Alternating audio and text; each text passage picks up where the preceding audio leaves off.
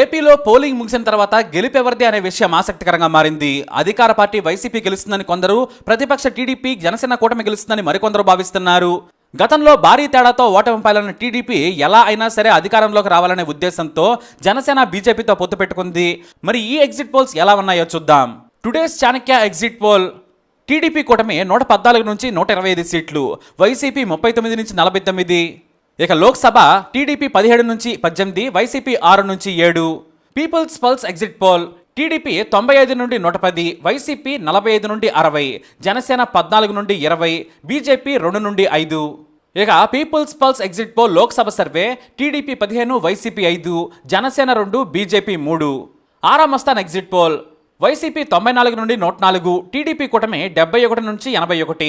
ఇక parliament exit poll చూస్తే YCP 13 నుంచి 15, టీడీపీ కూటమి 10 నుండి 12. ఇక ఆత్మసాక్షి ఎగ్జిట్ పోల్.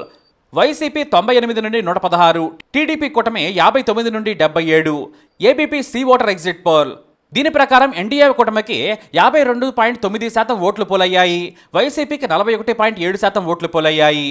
ఇక పొలిటికల్ లేబొరేటరీ ఎగ్జిట్ పోల్. వైసీపీకి 108, టీడీపీకి 60, జనసేన 6, బీజేపీకి 1.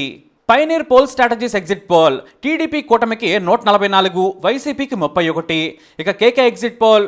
టీడీపీ జనసేన కూటమికి 161, వైసీపీకి 14. ఇక రేస్ ఎగ్జిట్ పోల్ సర్వే చూసుకుంటే వైఎస్ఆర్సీపీకి 117 నుండి 120, టీడీపీకి 48 నుండి 50. అయితే ఎక్కువ ఎగ్జిట్ పోల్స్ అన్ని టీడీపీకే ఫేవర్గా ఉన్నట్టుగా చెబుతున్నాయి. మరి ఏది గెలవబోతుందనేది మీ అభిప్రాయం ప్రకారం కామెంట్ ద్వారా తెలియజేయండి. ఈ వీడియో అప్డేట్స్ కోసం మై ఛానల్ ఫాలో అవ్వండి.